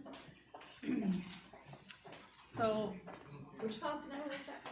the 5517. So when these policy changes come, is there any way that the board can be made aware of what changes are actually because of law versus what is just coming in as a recommendation or a suggested change? So what happens is that the policies come from Neola, and what they'll do is Neola's, actually our attorney, Bob Burns, actually works for Neola as well. So as new laws come through, they make updates and changes. We also get the policy committee gets a summary sheet that comes from Neola that says, the law has changed, you wanna change it for this. And then some of it says that this is not required, but it's recommended because of this. And so when we go through the policies in the policy committee sees that, and then we go through that when we go through the policies. And so that's kind of when you have a policy, committees, or we have committees on a board, you're trusting that committee has done their due diligence, looked at those, made the recommendations, and the recommendations are coming to the board based off of the recommendations of the policy. This is what we do, and it just explains all the changes. Thank you.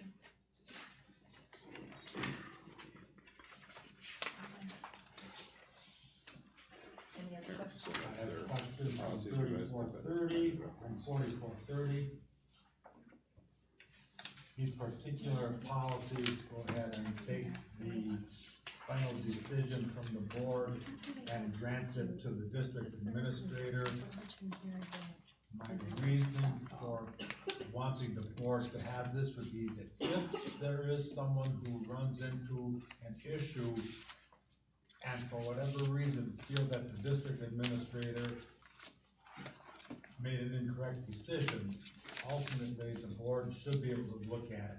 I'm looking at this with a little bit of a historical background on, where years ago when I was a teacher at Denmark, I did have a situation as a teacher where I got into a disagreement with the principal. The superintendent at that time said that he would have to side with his administrator, but I had the authority or the right to be able to go to the school board, and I went to the school board. I had people go ahead, and students and other teachers go ahead and say, this is what happened, and my record was expunged. It happened twice in my one school year with a new principal that I was working with. Anytime I feel that an employee feels that they have been wrong, ultimately they should be able to go to the board and say, this is my case, and you look at it. It's too easy, I think, and maybe I'm wrong, but it's too easy for, in the future, possibly different principals and or administrators to think that the regular non-administrative employee is going to be wrong. I also know that in this district, this is hearsay, that there was an individual who had a major personal catastrophe, had asked for time off as a result of a fire that they had, and were not granted their time off. Again, in this case, the leave of absence that I've been told was not granted, and they should have been able to go to the board. At that time, the person had the right to go to the board, but either was not aware of it or for whatever reason did not exercise it. 3430? That one And would have been on 44? 44. Okay, but the other one is 34. Yes, Okay. they're both related. I just think that the board should ultimately own up to the responsibility, go to the administrator, but if the person feels that they were wrong, they should still be able to go to the board. they are hired by the board, should be able to come to the board for an ultimate answer. So according to the policy revisions document that was handed out with Yes. these policies to the policy committee, Yes, it states that the reason for this change is because it says it one way in the employee handbook, and it says it the opposite way. Am I reading that right? In the policies. Match the leave policies. So the ultimate goal is to have them both match. So either if you're changing, you either have to change one or the other so that you're not communicating opposites. Yeah, two different, absolutely. correct. So, I mean, so Dave, if you're saying that you wanted to stay the board, well, then you have to propose the change in the handbook. Well, you're proposing to change to the board, because of the policies already. Policies supersede and are over anything else. So, yes, then, in that case, then I believe the handbook should be modified to reflect the policy. If the If this board is- chooses to keep it as As board is, yes. versus administrator. That's correct, yeah, excellent. The last thing I just had wanted to add on the policy, 5517 was, they're not really page numbered, so I'm not really sure how to direct your attention. And I do trust the policy committee. This has nothing to do with whether I trust their judgment. I think it's more of an education for myself and questions that I just have. That's all. So it's a very large, under investigation and compliance procedure, filing a complaint. I'm sorry. 5517. Thank Yes. you. So there's a rather large chunk in the middle of that if during an investigation of alleged bullying or behavior. So does this give a certain section of students more access to file complaints versus the rest of the student body? Or does this new verbiage apply to every student, that every student equally gets the same treatment regarding harassment and bullying? You're reading the green section in there? Yes, yep.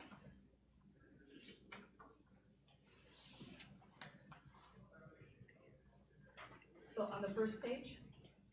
So it'd be page 7 of these Is there, print yeah, out. sorry, I don't know which number. So, Third page from the back, middle Thank you. paragraph. I think it's in the. And during during Yes. the investigation? Correct, that part.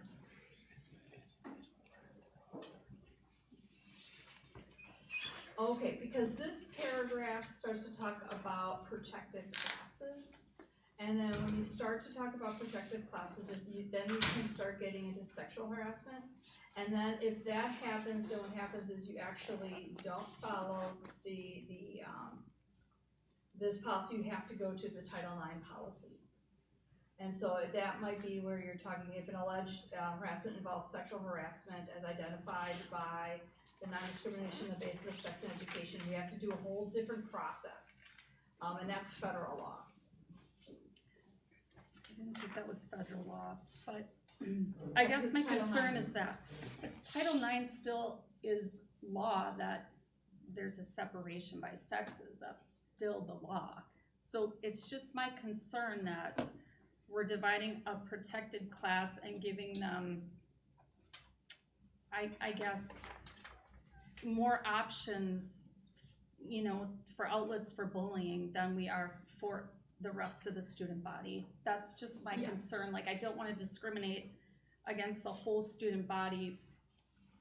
And that's kind of what I read this to say. Okay, so Title IX is federal law, and about 2 years ago, right when COVID started happening, what happened is the federal government did something that they usually don't do. And usually when they hand down laws, there's rules, but they're usually, they allow for interpretation within those rules.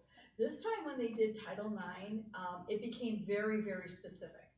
And so actually, when you look at our process for discrimination on the basis of sex, then what ends up happening is that it is very, like, you have to do this, then you have to do this, then you have to do this, and then you have to, it is very step, and that's something that the federal government usually does not do. And it is so prescriptive that actually they're looking at pulling back on that because, there's been, people have missteps. And then there's been litigation about missing steps. And so actually they were supposed to rewrite Title IX this past summer and re-release new rules. That's why Todd's been trained in Title IX, I was trained in my other district in Title IX, there's separate trainings for this. And then, we were waiting to train Heather, because we were gonna do it this summer. And then, we were told by WASB, new rules are coming out, so why don't you just wait? And then they got pushed back and we'll get the new rules in October. Then they were supposed to come out in January, now they're supposed to come out in June. So this is something we really have no control over. This is all, we're trying to be compliant with federal law. But I thought they were just mandates, like, I swear the law includes sex but not gender. Right now where it stands, and maybe the federal government is looking to mandate things, but the law has not changed. The rules for Title IX are very clear. And that's why when we're talking about protected classes, you're right, it is separate. And that's why when we have an incident that's bullying, one of the things we have to determine, are we following our anti-harassment and bullying policy, or is the bullying fall under Title IX? And depending on which way it falls, then that's the process that we have to follow. And that's my concern. I don't understand why they have to be separated. If one child in the school has horrible bullying issues, I feel they should have the right and access as any other kid.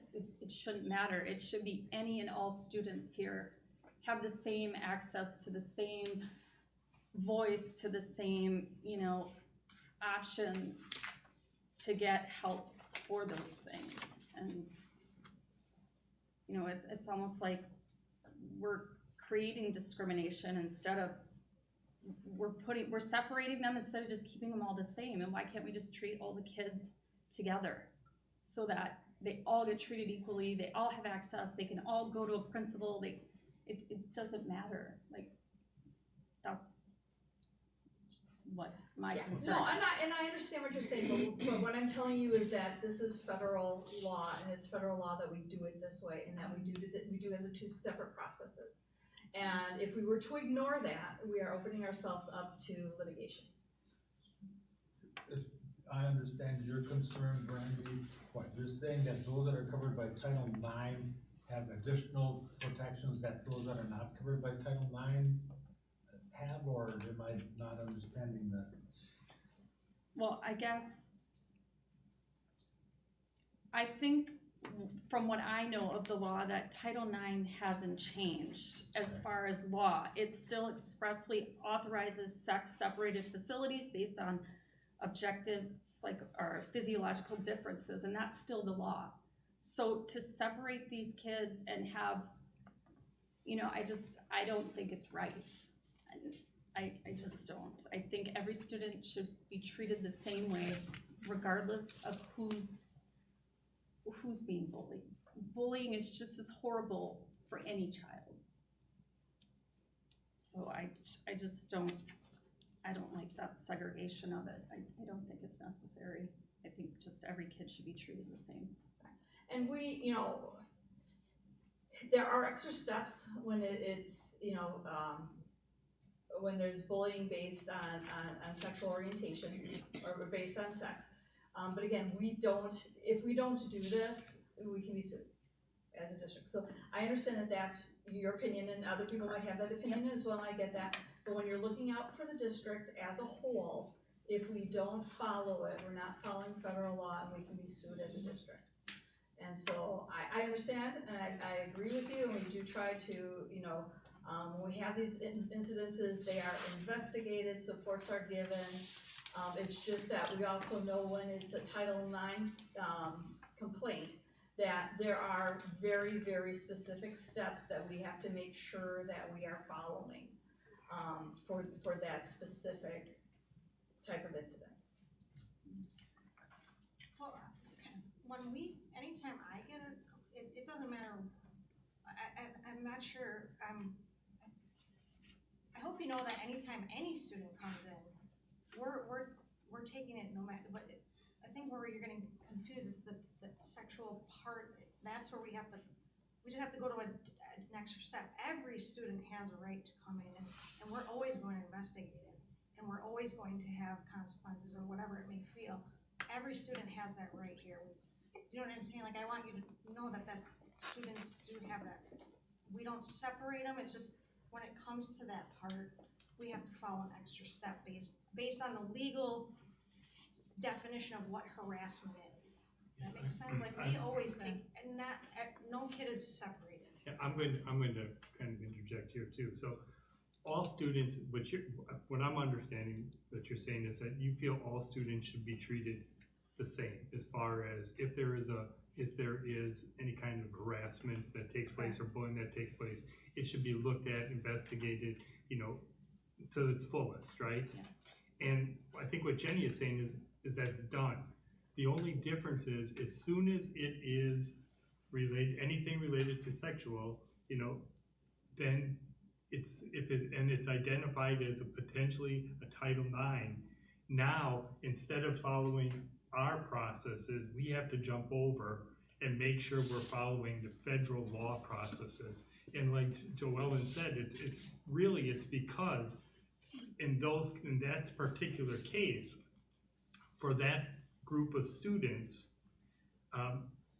they've really laid down the specific process. I mean, we don't have the flexibility like we would in I don't want to say a normal investigation, but typically how we would investigate it is going to be a little bit different than the Title IX. Title IX is so prescriptive and so time consuming and so many steps. And a lot of those steps in there, I'm going to be honest, I don't feel they do any more to providing the outcome that we intend for or that we want. It's so prescriptive and cumbersome that it becomes, I don't think you can do it for every single one. I mean, it's not timely. It just isn't. Yeah, any student can fall under this, it's, you know what I'm saying, it's any student, as soon as it becomes, it's not just sexual orientation. Like, it involves anytime. All students? Like, male versus female, like, you know what I'm saying, it's not just sexual orientation, if that's the impression that. Ultimately, the federal government determined what the protected classes are, and once we're looking at an issue that may fall into those categories, then we have to start thinking in that sense. And then if it does squarely fall within that 2260 Title IX policy, then there's a whole, it's altogether different. And the short version of that would be, I have the ability to investigate bullying or harassment in my building. Each of them have the ability to do the same in theirs. However, once we get into Title IX, now it's an altogether different thing. We have specific roles dictated by that. One of us is the investigator, one of us is the Title IX coordinator, one of us is a decision maker, and so on and so forth. And we have to follow those. If we think about it with the end in mind, to follow up on what Joellen said about lawsuit, let's take it from a different perspective. If the situation is that the perpetrator or the accused or whatever label we put on that, the person who's accused of that, if we get to a point where we go through the entire process, issue a consequence, and perhaps that consequence is something that one of us has to talk to Joellen to ultimately bring before you for something like expulsion. If we missed any part of that process, then whatever determination you may make gets thrown back at us and we're open to lawsuit. To follow up on what Jenny said, whatever student comes to us with an issue or a complaint, we're going to follow that. We're going to take it seriously. It's just a matter of which of the policies you approved and the one put forward by the federal government will use. Okay, thank you. Any other questions? Well, yeah, I do still following up on this, and Brenda, I appreciate you thanking the policy committee. I realized they went through 39 policies in fine detail, in approximately a half hour's time to make sure that they had everything done correctly. Is that condescending? Of course not, Alex, I would never do anything condescending. It's also Brandy, not Brenda. Yeah. Pardon? It's Brandy, not Brenda. Sorry, Randy. Brenda's the other one. She is the twin, yes. You know, Dave, we read the policies at home. If we don't have questions, what the heck's the point of having a 4-hour policy meeting? That's how I look at it. Don't like it, be on the policy meeting, committee. We have a motion on the table right now to approve items 17 through 55. I already seconded also. Yes. Okay. All in favor? Or would you like a roll call? Roll call. Roll call. Because I had other questions on other policies, apparently that's not worthy. Oh, well, you didn't speak up, so I thought you were ready. Dave, do you have questions? Yes, I do. On policies, and I lump these all because they will all be basically on the same, but 3431, 4431, 0144.3, 1260, 8913, 1630.01, 4330.01, or 430.01. All those policies use the topic, the now politically correct terminology that you addressed the full board on earlier. I would like to see that these remain with the he, she, instead of the they, them, etc. When people read policy, the common language used in our community, as you said he or she, the general public will understand that you're talking about singular person, not plural people, that the they, them refers to.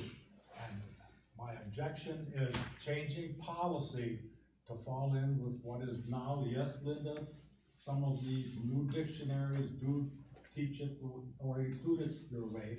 They also include it my way, the old way, the way that people in our community talk. And policies should be written in a way that the majority of people understand the language and understand that you're talking about a singular person, not plural people.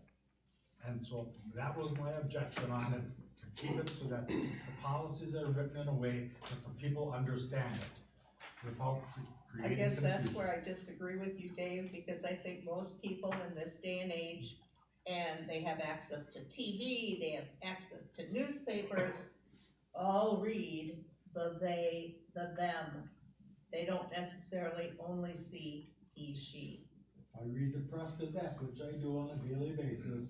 I do too. They don't use the they, them when they're talking about singular people. It all depends what article you're reading. Well, I don't read, it's not, yes, you're probably right in the editorials. I've talked to a lot of people in the last 2 weeks about this, Dave. I have had nobody No. blow me up about this. So for you to say that everybody reads it that way I didn't is say wrong. everybody, I said that, but. You said majority. I talked to a lot of people in a week, Dave. They'll understand it as he or she. So I have Understand it as them, they, and their. I would just like to point out that since I've started with this district, and this is the first time I was using Neola, they have been changing as we've been going through policies, the his, her, today, them, for the last year and a half. In every one of their policies, they've been making these changes. So as the policies are coming up for renewal, they're doing these changes, including the time that Dave was on the policy committee as well. So my question is, why suddenly after a year and a half of making these changes, now it's objectionable?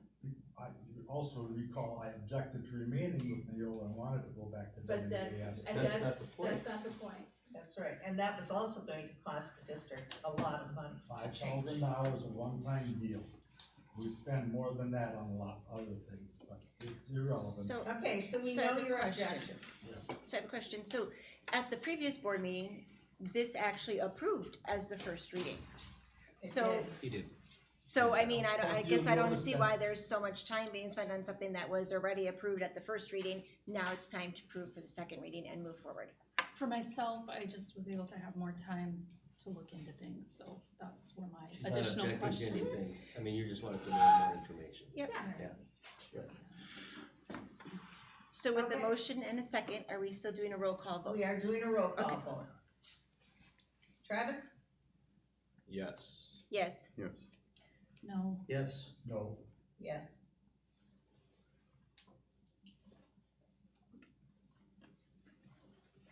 So 5 to 2. Well, you can put that on Facebook too tomorrow. Want to? I don't give a Probably fuck will. what you do. I'm not funny about it, dude. No. You're way out of line. Yeah. Well, I'm glad you are the arbiter of what's right and wrong in the whole thing. Well, Remember I did read about policy 0144.5, getting along.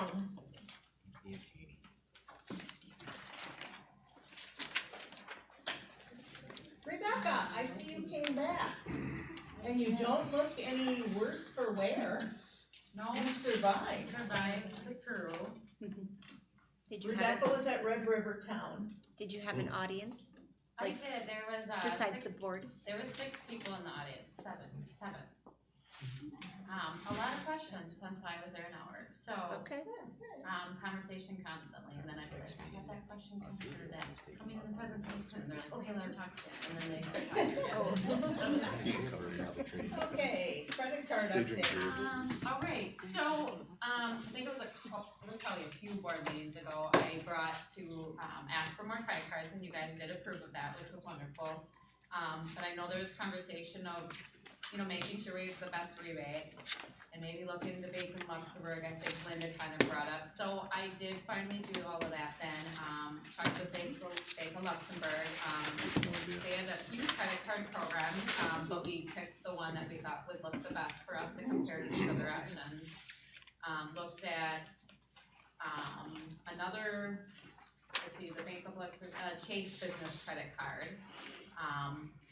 And then looked at the P card, through BMO, which is used by a lot of school districts, through the WASPO program, the Business Association. And they ended up having the best one, with the rebate being 1.65 to 1.8, and so the faster we paid it right away that next day, we'll get our 1.8 on all purchases. Some of those other credit card programs that I'm seeing, they're more related for businesses, so it's dependent on if you have like the 2 largest, what are you buying the most, 2 items the most, then that's where you're gonna get your rebates, and every month we're kind of different. I mean, we're not just the hotels, and it's more office supplies and things like that, and so overall, that one was the best. The card we have right now, we're paying, $45 per year on a card, we're only getting 1% back, and so I felt it was time to let you guys know that we are switching to a better program. Just information for you. Good. I never picked card. I know. Yep, correct. Okay. Guideline for use of the district facilities. So this is something that probably has been more than a year in the making. This is an administrative guideline, so it doesn't get approved by the board, but because it's so public facing, we wanted you to be aware. You've seen this before when it was more in a draft form. It hasn't changed substantially except for our insurance requirements. We worked with our insurance agent, Chris, and said this is kind of what we're doing, how do we protect the district from liability? And so he gave us his recommendations about what organizations that use our facilities should have as far as insurance. Dave looked at it and we did a little tweaking. So there is a minimum insurance requirement, which we're going to have to roll out, and we're going to have to let all of our organizations know that we're making the switch. And then we're going to have to be collecting their certificates of insurance to use the facilities. We're still staying with the 4 categories and different ways to charge, which is in the documentation. We had a lot of talk about which of our current organizations fall in which categories, so we included that sheet so that you could see we had some conversations with our Buildings and Grounds Committee as well, to just double check that this is where everybody should fall. And so, our plan is to start letting people know that we're making these changes with insurance, and for organizations that are going to have to pay to use our facilities, that they're given proper notice.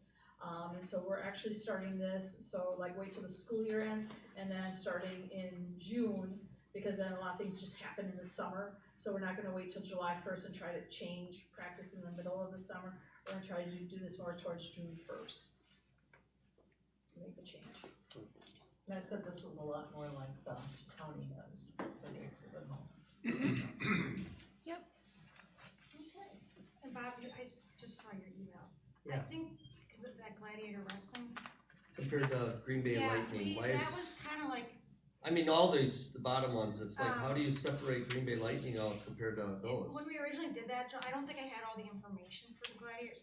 I'm gonna have to take a look at that again, cause I was kinda in contact with George, I didn't know exactly I was what it getting back to you though, was. too. So I think, it's been a while since I looked at that, to be honest with you, so I will definitely take a look at that for you. Yeah, 'cause that's mostly LC wrestlers too, I think, you know. There's some non, and they have a fee, I believe. Yeah. Like I said, I have to Well, go what's back. Green Bay Lightning? That's gotta be all over too, huh? That's, yeah, there's one, my team's majority LC, but Yeah. it's, Okay. the younger ones are more Green Bay, and that's why they're being Okay. charged now, so. How does the community band fit within this? My understanding. That'd be a A, huh? Yeah. I don't know, would they? Yeah, well, according to these guys here, FFA alumni, all that would be. I don't Have, know, have they rented our I facility? don't know, I don't know what facility they're using. The middle school. I Middle think. school. Middle school, They yeah. use the old middle school. I don't know who's letting them in. They're going there. There's a lot of keys out there yet. Are they, Where do they- I thought we store stuff in the middle school band room. Yeah, they do. It did. Well, it's got wrecked a little bit, yeah. When we were there in November. Okay, we'll have to look at that one and that's true, because I mean, we're just gonna have to look at this list and you know, yeah, we are going to, and then when we have new organizations that wanna come in and use a facility, we'll have to decide where they're gonna fall. I just wanted to store a lot of stuff there. We're going to move? Yeah. Okay, I need a motion to go to closed session. I'll make that motion. I'll second. Motion's been made and seconded, all in favor? Aye. Opposed, motion carried. Thank you.